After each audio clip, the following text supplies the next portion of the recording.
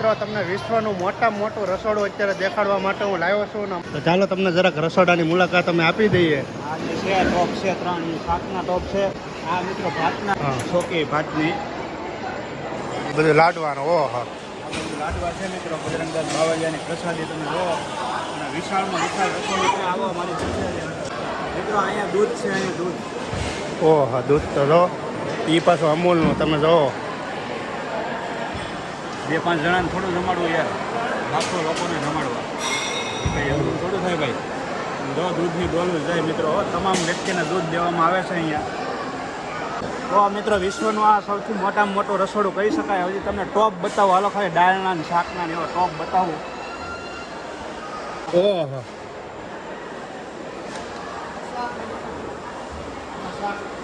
આમાં શાક બનાવવાનું એમ ને? આ તમામ વસ્તુ આમાં બનાવવામાં આવે છે એમને.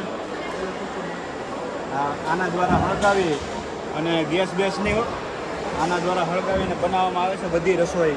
તો ભાઈ બહુ સારી વાત કહેવાય. ટોપ તમે લો ખાલી અંદાજે કેવડા ટોપ છે. બહુ વિશાળ ટોપ છે. રોજના સુરજભાઈ કેટલા વ્યક્તિ જમતા હોય છે? અંદાજે એની સંખ્યા જ નહીં હોય મારે. તમારું ગામ આપણે કયું? મારું ગામ સાંગડા છે. આજ તમારો વારો હશે ને આમાં? બધા ગામનો વારો આવે ને? રસોઈ શાકમાં ટેસ્ટ કરવા નથી આવતી ને. રસોઈ છે ને રસોઈ ક્યારેય ટેસ્ટ કરવામાં આવતી નથી અને એનો સ્વાદ છે ને કાયમને માટે એક સરખો જ રહે છે મિત્રો. રાતે 12 વાગે આવો તો એવો સ્વાદ, દિવસે આવો તો એવો, ગમે ત્યારે તમે આવો એટલે સ્વાદ તમને એવો ટેસ્ટ જોવા મળે છે મિત્રો. એટલે આ બધી વસ્તુ છે ને ભાઈ બાવળિયાની કૃપા હોય ને તો જ થાય, બગા ન થાય ભાઈ. ગુરુ પૂનમ હોય અને બાપાની તિથિ હોય ને તો આ વિશાળ ટોપમાં બનાવવામાં આવે છે મિત્રો. આ બે ટોપ છે બહુ હેવીમાં હેવી, બહુ મોટા ટોપ છે. મશીનરી પણ અહીંયા બહુ જાજી બધી છે મિત્રો. હાલો મિત્રો તમને રોટલીનું બતાવવાના બધા તેલના ડબ્બા છે બધા. અને એ સ્પેશિયલ બાપા સીતારામ સિંગ તેલ તમે જો ઓરિજિનલ. ભાઈ ભાઈ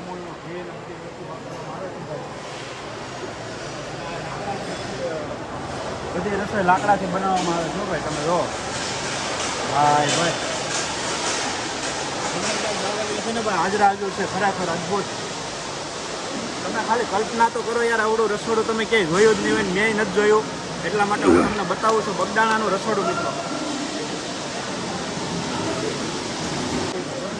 આ રોટલી વણવાનું. આના પર રોટલી બનાવવામાં આવે છે. રસોઈ ક્યારેય ઘટતી જ નથી મિત્રો. આ રોટલીના થપ્પા લાગ્યા આમ તમે જો. આ પ્લેટમાં છે ને રોટલી બનાવવામાં આવે છે. જો 2 પ્લેટો છે. એના ઉપર બે પ્લેટો બાજુમાં છે. 4 પ્લેટ છે. 4 પ્લેટ ઉપર રોટલી બનાવવામાં આવે છે મિત્રો. હા ભાઈ ભાઈ રોટલી બનાવે છે ભાઈ. સરસ મજાની સેવા બજરંગદાસ બાપાના સાનિધ્ય. એટલે ડેઈલી માટે બનાવે કે આમ ડેઈલી માટે? રાજસ્થાન ભાઈ મારવાડી ભાઈ છે પણ છતાં સેવાનું કાર્ય કરે છે બજરંગદાસ બાવાના સાનિધ્યમાં. એટલે બહુ સારી વાત કહેવાય, બહુ ગર્વની વાત કહેવાય આપણા માટે. અને આ જે ટોપ છે એ છે ને મોહનથાળ છે. મોહનથાળ લાડવા પૂનમમાં રાખતા હશે ને? એવું છે ને. અહીંયા સાસના છે તો 2 સાસના છે. ઓલા પડવા ઘાટેર મશીન છે. ઓલી પણ એમ ને ગાંઠિયાનું મશીન. ઘાટેર મશીન છે.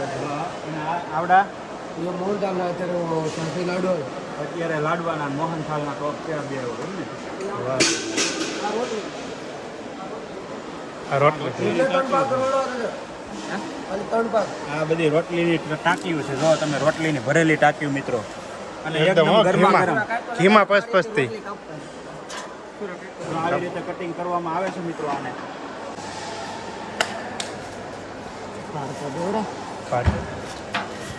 વાહ ભાઈ વાહ.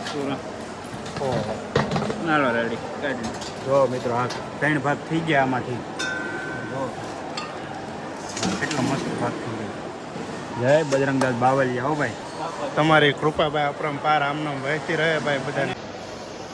આ બે જે છે ને ચૂલા અહીંયા ગાંઠિયા બનાવવામાં આવે છે ને આ છે ગાંઠિયાનું મશીન. હા જોઈ લો તમે. આમાં જો આ તેલ ભરેલું છે ભાઈ એકદમ. વાહ ભાઈ વાહ.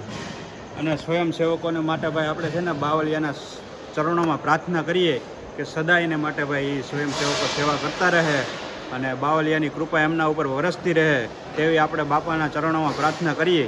અને તમને મિત્રો આ રસોડું કેવું લાગ્યું જરાક કોમેન્ટ કરીને કહી દેજો અમને.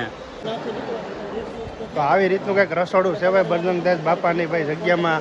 અહીંયા દરરોજના કેટલા વ્યક્તિ જમે એનો કોઈ આંકડો જ નથી મિત્રો. અને હજી સુધીનો રેકોર્ડ છે કે મિત્રો અહીંયા છે ને પીરસીને જમાડવામાં આવે છે અને કોઈ વ્યક્તિ હજી અહીંથી છે ને ભૂખ્યું નથી ગયું ત્યાં સુધીનો રેકોર્ડ છે. ને આવી સરસ રસોઈ હજી મેં ક્યાંય નથી જોઈ મિત્રો. અહીંયા રાત્રે દૂધ પીરસવામાં આવે, તમે વિચાર કરો. બહુ યાર વિશાળ રસોડું છે, તમે જોવો યાર. એમાં આમાં ગુરુ પૂનમને હોય ને તેને તો યાર અહીંયા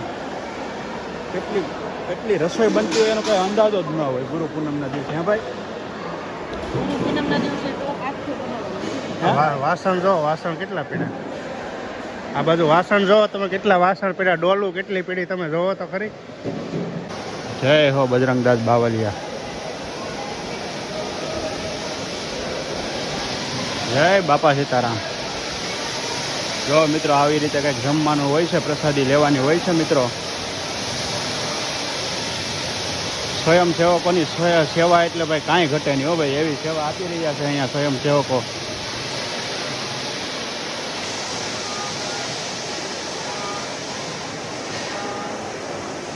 કેટલા ટાઈમથી અહીંયા કામ કરો તમે સેવાનું? 40 વર્ષ.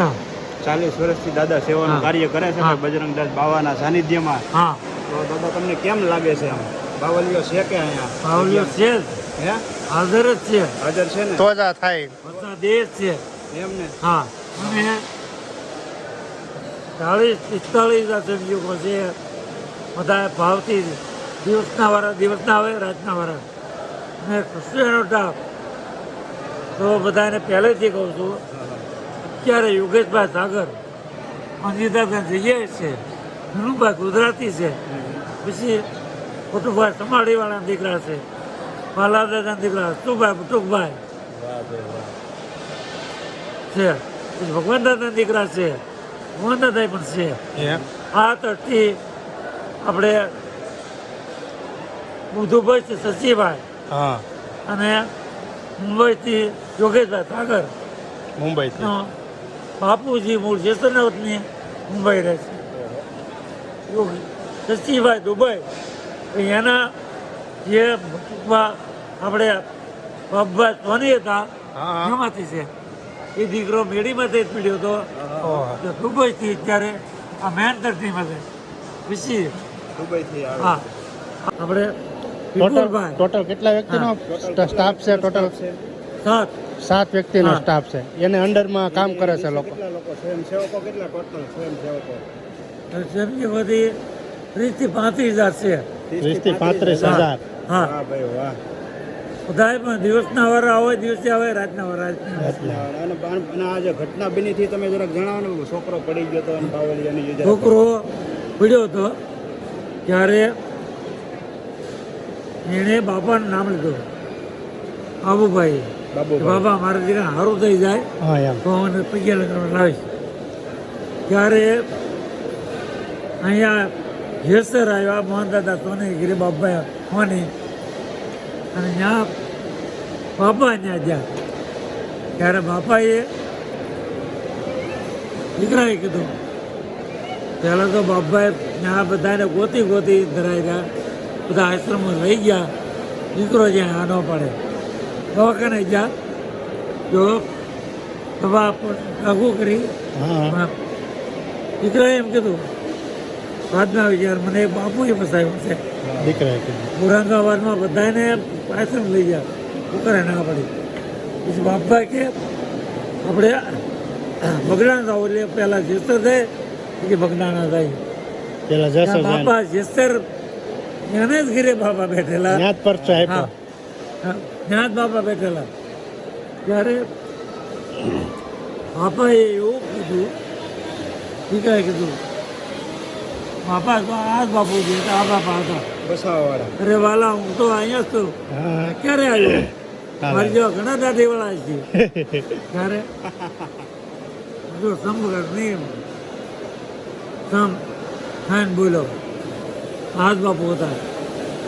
ત્યારે બાબુભાઈને કીધું, બાપા તમે જ હતા.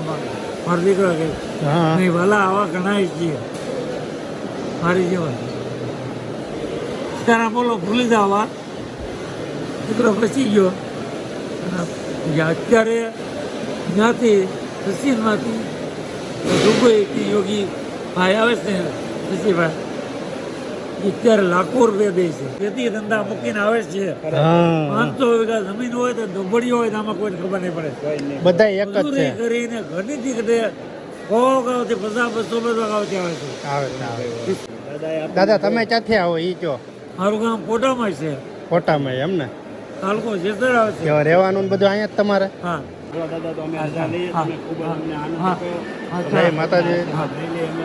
હા. ભજન કે હા. તમને હજી ઘણું જીવાડે હા. એમના શરણોમાં પ્રાર્થના કરીએ અમે ખરેખર ભાવ બાપા આશીર્વાદ સારો આશીર્વાદ આવે બધાને આભાર માનું છું